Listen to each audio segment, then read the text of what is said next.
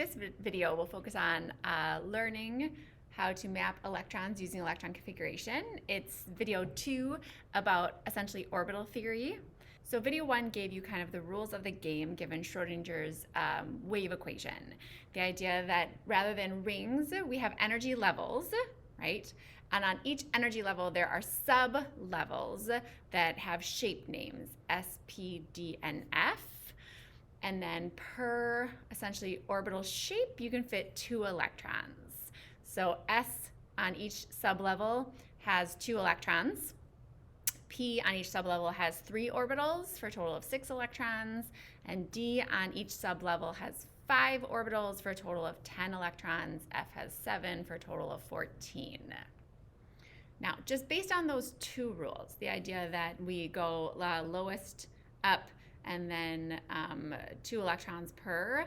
What's nice about the quantum mechanic model of the electron is that while it seems like a lot, what about these S and P's and D's and F and what is going on?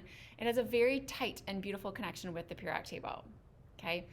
So if you look at the periodic table, essentially each box represents 1 additional proton. And if I'm dealing with a neutral atom, that means it also is dealing with 1 additional electron. So hydrogen, which is the number 1 element on the periodic table, has 1 proton and 1 electron. Moving up to helium then, I have 2 protons and 2 electrons. Moving up to lithium, I have 3 protons and 3 electrons. Okay, so based on the rules so far, hydrogen's 1 electron would go into the first energy level, 1, and the first sublevel, S. Okay, so hydrogen electron exists in the 1s orbital. Helium now has a 2nd electron, but there's still room in that 1s orbital because 2 electrons could fit. So helium has 1s with 2 electrons in it. Moving up to the second row, okay, now we have a 3rd electron to place. Our 1s is full, so we'd move up to the 2nd energy level, first sublevel, S, and we put our electrons there, okay? Now, again, the periodic table is amazing because it will give you your map for electron configurations, okay? Generally speaking, these 2 columns way over here, these tall smokestack, we almost call them, of columns, those are usually called your S block. S holds 2 electrons. There are 2 columns, okay? Coming over on this far side of the table, we have this block right here, okay? That if you look at it, it's 1, 2, 3, 4, 5, 6 columns. This block is generally referred to as the P block. P can hold 6 electrons. The middle, this like kind of subset that goes down a little, has 1, 2, 3, 4, 5, 6, 7, 8, 9, 10 columns, usually referred to as the D block. D can hold 10 electrons. This one has 10 columns. Down here on the bottom, my periodic table is a little weird. So if we ignore these 2, because these 2 are supposed to be up here, then it has 1, 2, 3, 4, 5, 6, 7, 8, 9, 10, 11, 12, 13, 14 columns. This is called the F block.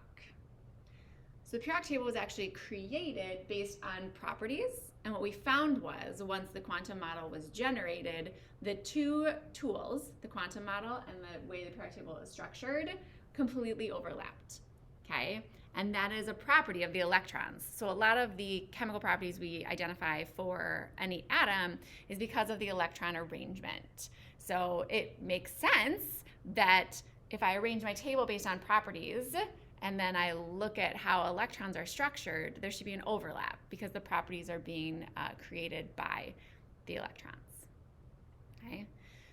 What this means is I essentially can follow my periodic table and map electrons very simply. The way we write electron configurations then is on the screen now. So I always write the energy level first, and then the orbital type next, and then how many electrons it has. So let's try one. Let's try magnesium. If you look at where magnesium is on the table, it's right here. It's in row 3, 2nd box. Okay, so to do magnesium, I'd start on the top of the table and I'd say, well, where are the first electrons magnesium is going into going? Okay, so magnesium has 12 electrons because that's its atomic number. And the first electrons are going to go on the lowest energy level in the lowest sublevel. So to figure out my count, I usually start in my upper left. I'm in row 1. I'm in my S block, and both of those boxes represent 2 electrons that are inside.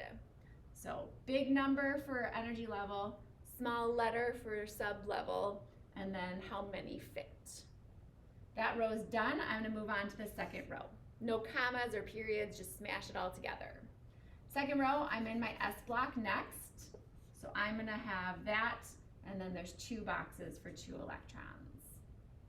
Moving across now, I'm still in my second row. I'm now in my P block, and there are 6 total boxes for 6 electrons. Now, so far I've placed 10 electrons of magnesium's 12 from lowest energy level up.